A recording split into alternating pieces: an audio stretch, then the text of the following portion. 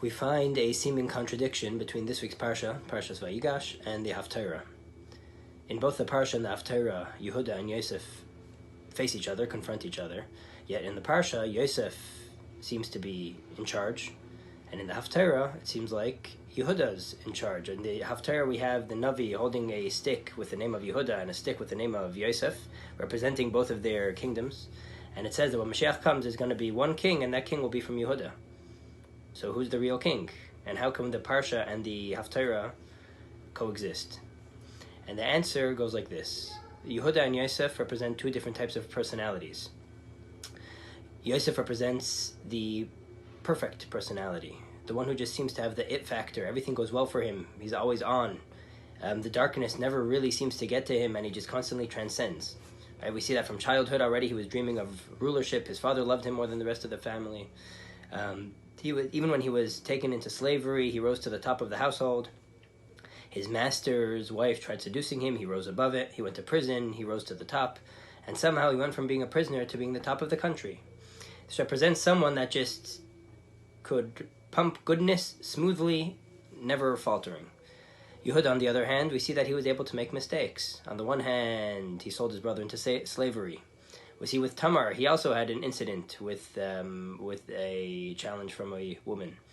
Yet where Yosef succeeded in overcoming her, Yehuda actually gave in to Tamar. And these are the two types of Jewish personalities that we have. We have them coming up very often in history. Another example is David HaMelech and Shaul HaMelech. David was from Yehuda. Shaul wasn't from Yosef, but he was from Binyamin, the same family of Yosef and Binyamin. And Shaul, says, naturally was perfect. Everyone knew he was set for king. He was elevated, exalted, couldn't sin. Yet when he fell, he shattered. He was never able to get back up, and his kingdom got lost. David HaMelech, no one thought he should be king. He didn't seem to have that smooth it factor. He was someone that regular, could fall, imperfect. But somehow he was able to persevere with his imperfection. And that's the plus of Yehuda. Naturally, when you look at Yosef and Yehuda, you imagine who's the king? Yosef. That's the right way to be. That's the higher, more prime Jew, prime person.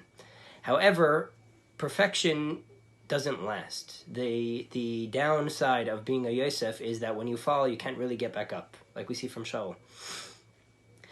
From David HaMelech and from Yehuda, we see the fact that even when they're down, even when they're not feeling it, even when they mess up here and there, they're constantly able to step back up. By Tamar, we see when Yehuda fell for Tamar, he ended up getting back up and owning it, taking accountability for his actions.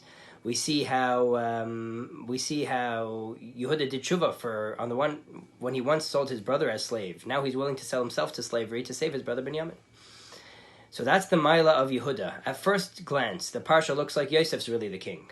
But when you look a bit deeper, you see Yehuda's coming to face the monarch to get his brother out of prison, and in the end he succeeds. This makes Yosef crack. This makes Yosef give in and show himself to his brothers. And yes, he gives Binyamin back. So when you look a little bit deeper, where it seems like Yosef may be king, the truth is Yehuda has a certain unlimitedness to him that maybe he's not perfect, but he's able to transcend himself. Nothing could take him down, because he could be taken down, and we see that he's able to get up from it. Just to bring this out a little bit with a story, there's a famous story of the Mittler Rebbe and a Chassid, and the Mittler Rebbe was rebuking the Chassid a little bit for his lack of avodah, and the Chassid told him, listen, what do you expect from me? Look who you come from. You come from the giant of all giants, the Alter Rebbe. We know what home you grew up in. You're a Rebbe. You grow up with Rebbeim. You come from holiness. Me, who knows what the parents I came from were very regular. The background I grew up with was worldly. What's my job? Your job is to sit and learn and deal with chassidim. My job is to go around to the inns to try to get some clients. So I need to drink with the Paretz, and I need to drink with the Paretz's wife. And I get home. I have to go early in the morning to catch them. I get home. Need to start davening. What type of davening could be after such a day? And it says the Mittler Rebbe was very humbled by this man and went home and crying and had a big change. And the Alter Rebbe told this chassid, thank you, you made my son Berla Mensch. Because Judaism doesn't celebrate the perfection and radiance of the sun. We represent the constant changing, the shrinking and getting back up of the moon. That's why we're compared to the moon. Just to end off, it says also there's going to be two Mashiachs. There's Mashiach ben Yosef, which is going to be a big dynamic leader of the Jewish people who will eventually fall before Mashiach comes.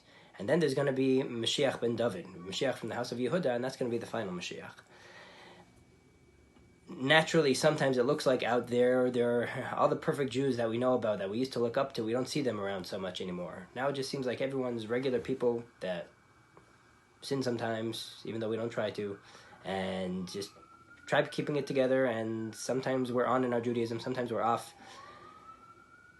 And listen, maybe Mashiach ben Yosef we don't see so much anymore, but maybe it's time for Mashiach ben David, where the deepest spirituality of imperfection could prevail over the seeming perfection. Have a great Shabbos.